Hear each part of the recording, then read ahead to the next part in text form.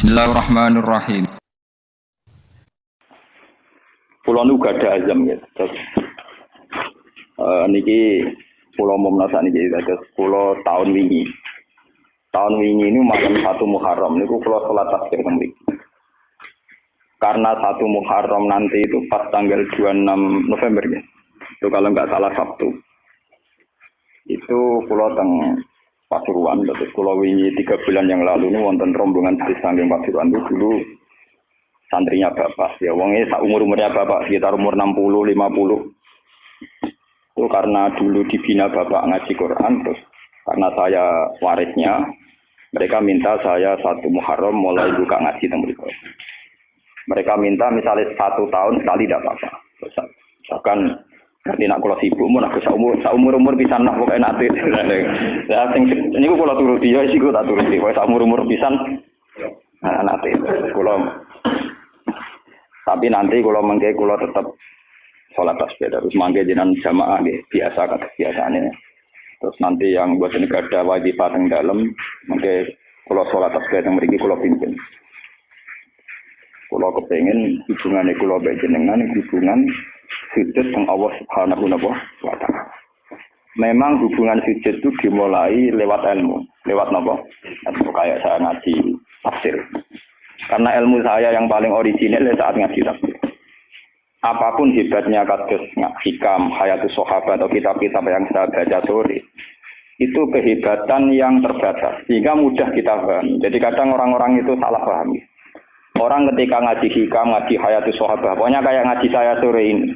Itu memang orang lebih mudah paham. Karena ilmunya manusia itu terbatas. Sehingga orang itu mudah puas. Tapi sebetulnya yang hakikat ilmu itu ya di Quran itu. Meskipun kadang kita tidak paham, gak karpe. Tapi itu hakikatul ilmi. Semua ilmu ya ada di Nabi.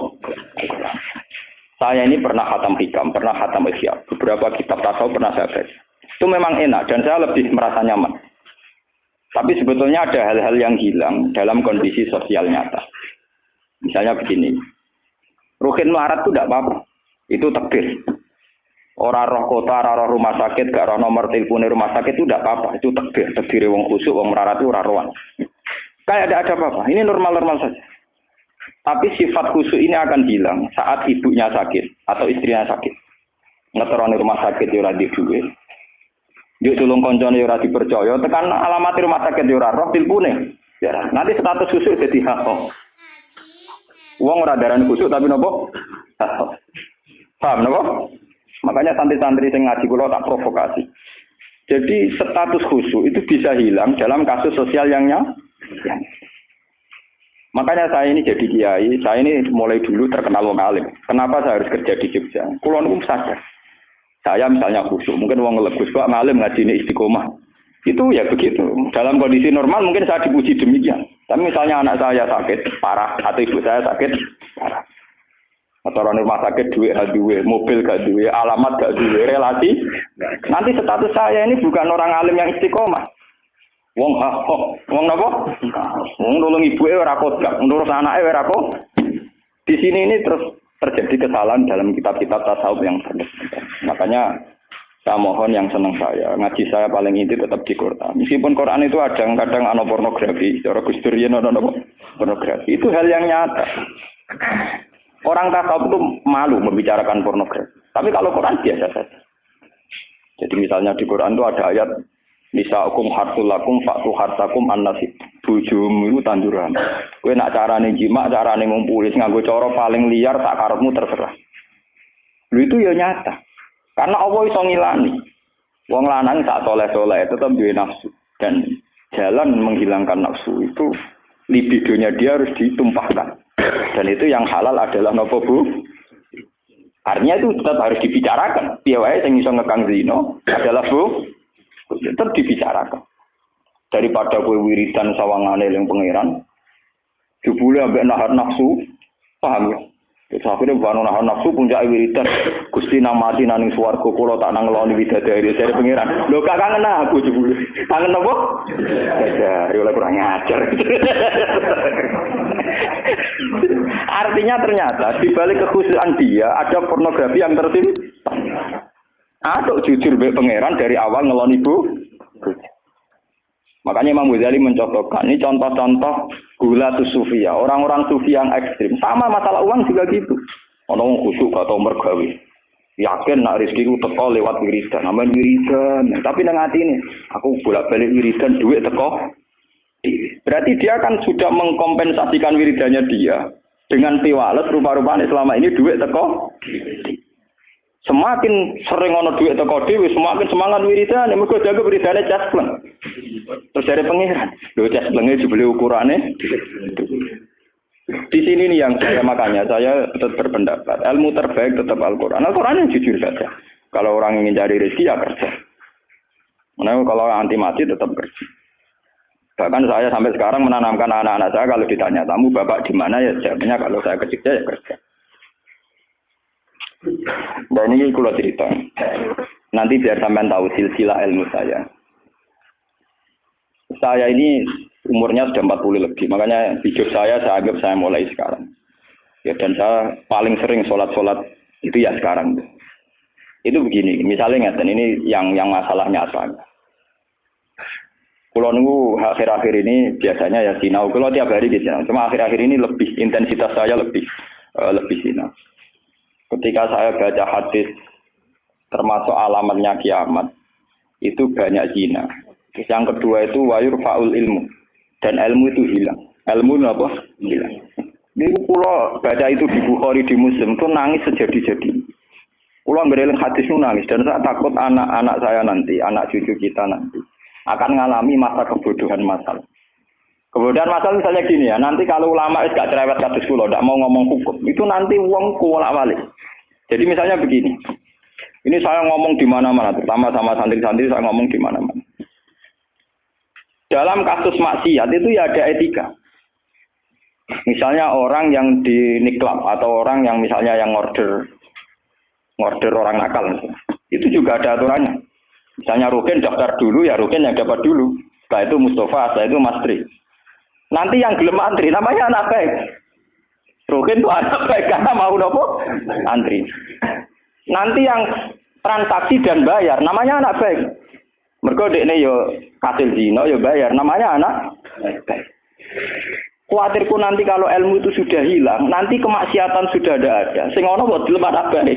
Yo tetap zina tapi dilem anak baik karena dia zinanya ya bayar ya mau antri. Paham ya? Orang melihat konser yang pornografi, yang mempertontonkan aurat. Kalau masuknya pakai tiket, namanya penonton baik.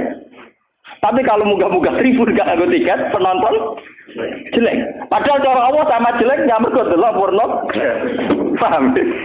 Lho mboten, ilmu itu pasti nanti hilang. Dan itu yang pasti dimaksud Rasulullah wa yurfa'ul ilmu. Ilmu itu nanti hilang oleh etika sosial. Meskipun dalam etika itu terjadi kebobrokan agama. Itu yang paling saya takut. Nanti itu kebaikan itu dalam keburukan. Yaitu tadi. Paham ya?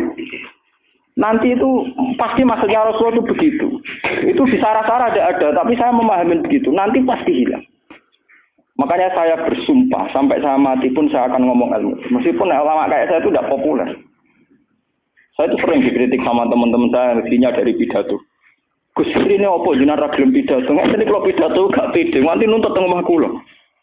Kena jawab tenan ndak siap. Ngrugekno kowe lho jawabanku.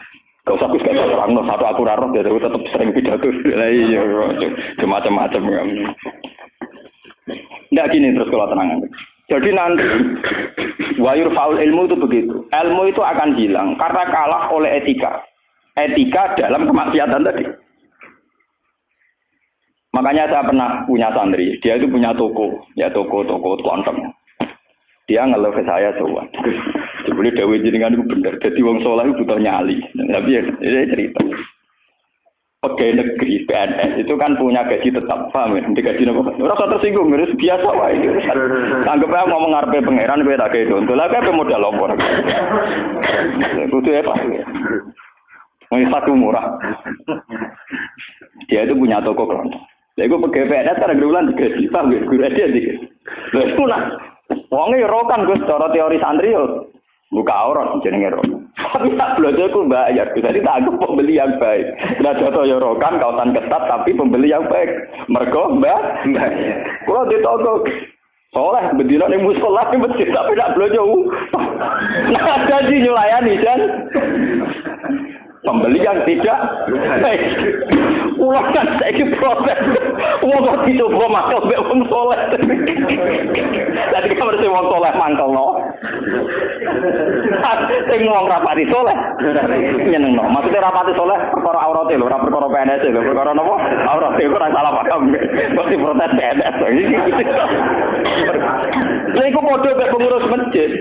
Pengurus masjid dia sumbangan wong sing terkenal korupsi atau terindikasi korupsi nyumbang 10 juta.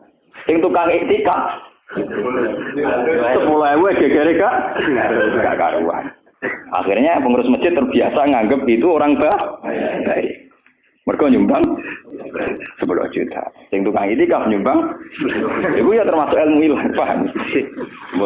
Nanti itu zaman ngono iku. Mulane kula nu sakniki kula nu sering untungnya kula terkenal ngalim, pancen hikmahe gedhe. Kuwi mboten urusan sombong, hikmahe gedhe. Nak ngomong jek ana sing ngrungokno. Karena pendapat kayak saya itu tidak populer. Mau kalau ora terkenal ngalim, nu orang misoi ke saya semua karena pendapat saya ada napa? Tidak populer saya sadar. Nah, ini kula terus balik. Terus yang ketiga contohnya gini. Kiai ku kados kula. Kula nu nembe nyai 5 tahun, bapak wafat 2000. Mumpun mangkel tenan. Cara ora eling Quran mangkel tenan. Masyarakat yang anaknya setengah idiot atau yang dianggap gak pati pinter itu di pondokno. Nating iki yo bagus. Lho ngoten niku kadang yo nganti camat mantan camat. Niku kula jujur kula termasuk kiai termasuk kiai gede, camat-camat lagi do semetu. Gus kula niku ndek anak. Problemnya itu dia hiperaktif, nyata-nyata. Anak padahal kakaknya di UGM gini-gini. Itu coba yang itu supaya mondok di sini gini-gini. Ya sudah begitu. Untung kalau termasuk kiai sing rapati butuh duit, rapati butuh derajat. Memang tak pisau ya, tak maki-maki nek kula. Lalu lucunya setelah itu tidak kasil mondok di saya karena tak maki-maki. Itu gang beberapa hari. Wong sing ngomong niku wong melarat. Ya orang melarat, tidak camat. Muga ora melarat tak pisau ya, melarat repot. Ya gitu. Anak yang baik karena dapat prestasi di sekolah umum, yang tidak baik di pondok. Wah nyorok Gusti kula saiki. Wingi wong sugih kalau tidak miso ilang iki terus budi. Kan etika keulamaan kan bisa umar tuh ora oleh. Aku kok oleh. Jadi nak misoi ora oleh. Aku kok napa? Iya, beda kan misoi napa? Jadi ono. Nah itu yang menyelamatkan hati saya itu satu, yaitu tadi. Kenapa di Al-Quran diulang-ulang innalladzina amanu wa amilus sholihati. Jadi sebetulnya begini, ini yang peringatan ya bagi teman-teman yang mungkin di sini ada PNS, ada orang-orang yang biasa punya selera elit. Cobalah Quran ini dihidup-hidupkan lagi, amanu wa amilus sholihati. Dalam teori Quran pokoknya yang baik itu ngamal soleh. Jadi misalnya saya sebagai orang alim di Pondok Irukin. Dia sudah misalnya idiot, melarat, aneh-aneh. Di Pondok Mastri misalnya, terus melarat, aneh-aneh. Pondok Mustafa, melarat, gak pahaman misalnya. Kalau dalam teori pendidikan modern, di mana butuh bibit unggulan, ini itu gak masuk semua. Karena sudah ada bayar, idiot, ngawur, aneh-aneh gitu. Itu kan repot. Wah, itu kan repot.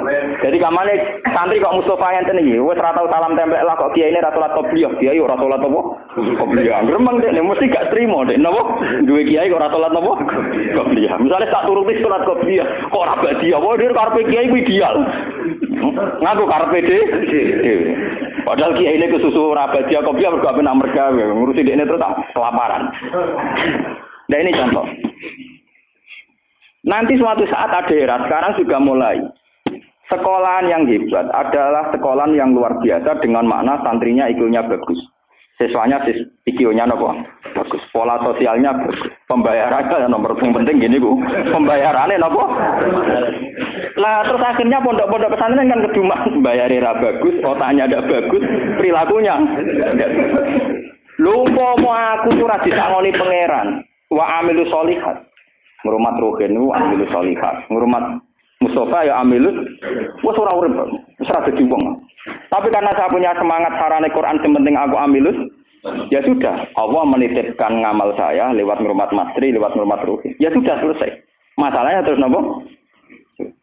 Nah, kalau suwun sing ngaji kula, semangat kenapa Quran ngulang-ulang wa amila sholihan, diulang-ulang wa amil sholihat. Penting dalam hidup tuh amilus.